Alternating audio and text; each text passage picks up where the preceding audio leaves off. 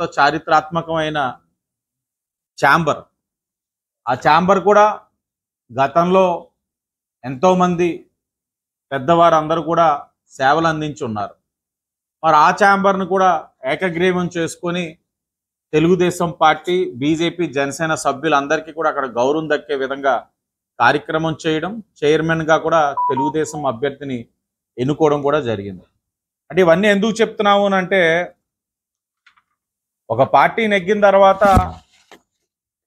ఆ నెగ్గడానికి కారకులైన కార్యకర్తలు, నాయకులు వాళ్ళు గుర్తింపు కోరుకుంటారు. ఆ గుర్తింపు ఇవ్వడం అన్నది నాయకుడు ఒక లక్షణం. గుర్తింపు ఎలాగంటే, ఏదో మరలా ఎన్నికలు వస్తూ ఉన్నప్పుడు ఒక 3-4 నెలల ముందు గుర్తింపు ఇచ్చేసి మిమ్మల్ని గౌరవించానంటే కాదు.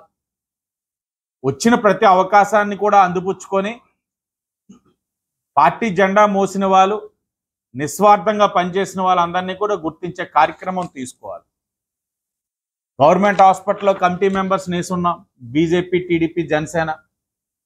అలాగే అర్బన్ హెల్త్ సెంటర్స్ కూడా చైర్మన్ల కింద వేసుకున్నాం. ఎక్కడికక్కడ వారికి స్థానం కల్పిస్తూ ముందుకు తీసుకెళ్ళడం జరిగింది. ఇప్పుడు ఎంతో కీలకమైనది ఎండోమెంట్స్ కమిటీ. మరి ఎందుకో తెలియదు కానీ ఎప్పుడు కూడా అధికారంలో ఉన్నప్పుడు ఎవరైనా సరే ఎండోమెంట్స్ కమిటీకి ఎందుకో ప్రాధాన్యత ఇవ్వరు. ఇవ్వకపోవడానికి అనేకమైన కారణాలు ఉండొచ్చేమో కానీ ఇవ్వకపోవడం అన్నది చాలా తప్పు. ఎందుకు ఇవ్వట్లేదో కూడా అర్థం కావట్లే. మా వాళ్ళు కూడా 2014-19లో చివరాఖరణ 2-మెన్ కమిటీ ఆ రోజు చాలా కష్టపడి ఆదిరెడ్డి అప్పారావు గారు, గన్నికృష్ణ గారు ఆనాడు ఎమ్మెల్సీగా ఆయన, గుడా చైర్మన్గా ఆయన, ఇద్దరు కూడా కష్టపడి కొన్ని కమిటీలన్నింటినీ కూడా అనౌన్స్ చేయించడం జరిగింది. అనౌన్స్ చేసిన 2 నెలలకే మరలా గవర్నమెంట్ మారడం, మళ్ళా కమిటీలు కూడా వారికి వారు రెసిగ్నేషన్స్ ఇవ్వడం జరిగింది. అలా కాదు, ముందు నుంచి కమిటీలు వేసుకున్నట్లయితే ప్రతి కమిటీకి 2 సంవత్సరాలు కాల పరిమితి ఉంటుంది. 2 సంవత్సరాలు అయ్యిందంటే వెంటనే మళ్ళీ రెన్యూ చేసుకుంటే మరొక 2 సార్లు అన్నట్టు 2 దఫాలుగా మనం చేయగలిగితే ఎంతోమంది కష్టపడిన వాళ్ళందరికీ అవకాశం ఇచ్చిన వాళ్ళు అవుతాం. అందులో వస్తూ ఉన్నాయి పుష్కరాలు. ఇప్పుడు అవకాశం వచ్చిన ప్రతి వ్యక్తి కూడా ఈ ఎండోమెంట్ కమిటీలోని అటు పక్కన దేవునికి, మరో పక్కన పుష్కరాల్లో వస్తున్న కార్యక్రమానికి ఉపయోగపడి సహకరించే వాళ్ళు అవుతారన్న దృష్టిలో తీసుకొని చాలామందిని గౌరవించే కార్యక్రమం తీసుకున్నాం. ఈ కమిటీల్లో కూడా తెలుగుదేశం, జనసేన, బీజేపీ కూర్చొని వారు పార్టీలో కష్టపడిన వాళ్ళందరినీ గుర్తించుకొని ఈక్వేషన్స్లో, ఎందుకంటే ప్రతి కమిటీలో కొన్ని మ్యాండేటరీగా తీసేసుకున్నారు. మ్యాండేటరీగా ఏంటంటే ఒక బ్రాహ్మణు, ఒక నాయ బ్రాహ్మణ్ అన్నది మ్యాండేటరీ, 50% విమెన్, అలాగే క్యాస్ట్ రిజర్వేషన్స్ కూడా స్పెసిఫిక్గా పెట్టున్నారు. అంటే ఇవన్నిటిని బ్యాలెన్స్ చేసుకున్నప్పుడు మాకు కూడా కొన్ని ఇబ్బందులు వచ్చినాయి. మేము ఒకళ్ళు అనుకుంటాం అక్కడ 50% విమెన్ కేటగిరీ ఉన్నప్పుడు కానప్పుడు వారింటిలో వారి సతీమణిని గౌరవించే కార్యక్రమం తీసుకోవడం, ఒక కుటుంబ సభ్యులను తీసుకోవడం అనే కార్యక్రమం కూడా తీసుకోవడం జరుగుతూ ఉంది. సుమారు 14 ఎండోమెంట్స్ కమిటీలు ఉన్నాయి. 14 ఎండోమెంట్స్ కమిటీల్లో కొన్ని కమిటీలు 9 మంది సభ్యులు, కొన్ని కమిటీలు వచ్చి 11 మంది సభ్యులు. యావరేజ్గా 10 మంది తీసుకున్న 14 కమిటీల కంటే 140 మంది తెలుగుదేశం, బీజేపీ, జనసేన కుటుంబ సభ్యుల్ని గౌరవించడం జరుగుతూ ఉంది.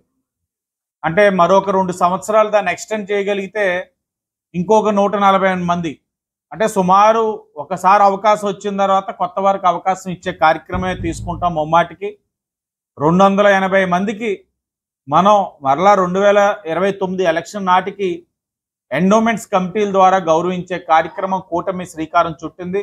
అందులో భాగంగా దాంతోపాటు వక్స్ కమిటీలు కూడా ఇటీవల వేయడం జరిగింది.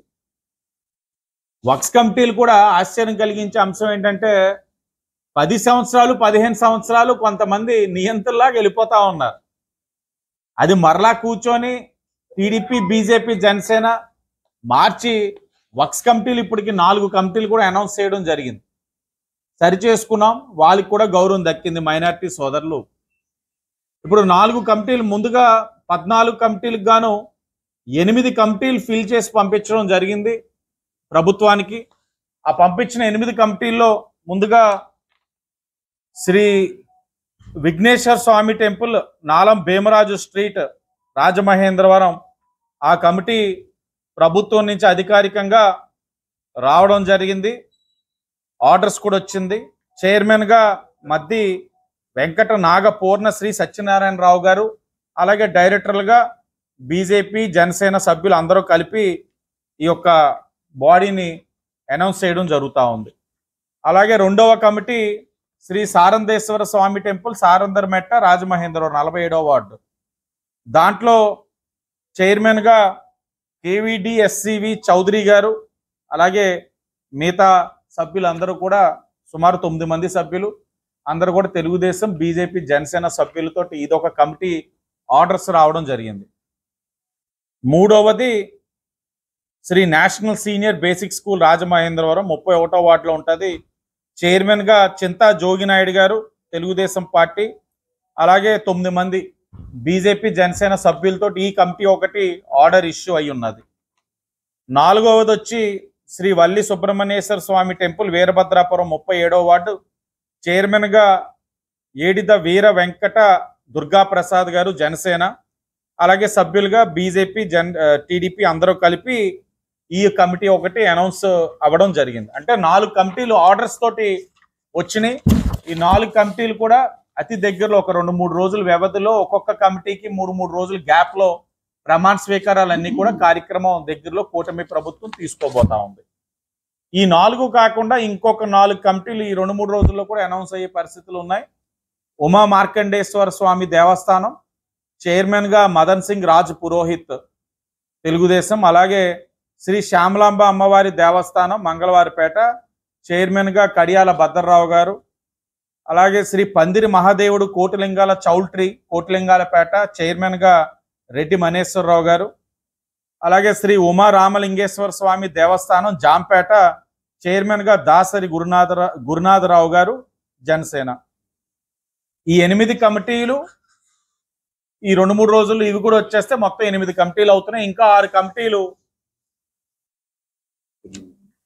ఎండోమెంట్స్ వెరిఫికేషన్లో ఉన్నాయి, అవి కూడా పంపించేస్తే మొత్తానికి 14 కమిటీలు కూడా ఈ ఒక్క నెల రోజుల వ్యవధిలో అనౌన్స్ అవ్వడం, ఆర్డర్స్ రావడం, అలాగే ప్రమాణ స్వీకారం కూడా చేసుకునే కార్యక్రమం తీసుకుంటున్నామని మీ అందరికీ కూడా తెలియజేస్తూ, ఒకటే ఆలోచన, అందరినీ గౌరవించాలి, కష్టపడిన వాళ్ళందరినీ కూడా గుర్తించాలి, ఏదో ఒక స్థానం కల్పించాలన్న ఆలోచనతో కూటమి ప్రభుత్వం వెళ్తా ఉంది. అంటే ఏదో అధికారం వచ్చింది కదా, శాసనసభ్యులు, పార్లమెంట్ సభ్యులు, శాసన మండలి సభ్యులు వీరితో పరిమితంగా పెట్టేసుకొని వాళ్ళందరికీ కూడా వేస్తున్నాం అదిగో ఇదిగో అని చెప్పే తత్వం కూటమికి లేదు. అందరూ నాయకులుగా ఎదగాలి, అందరికీ సముచిత స్నానం కల్పించాలన్న ఆలోచనతో వెళ్తా ఉంది. ఆ దేవస్థానాలకు కూడా ఈ కమిటీలు వేయడం వల్ల మరింత అభివృద్ధి చెందుతాయి. కమిటీ ఉండడం వల్ల అన్ని విధాలుగా కూడా దాతలు ముందుకు వస్తారు.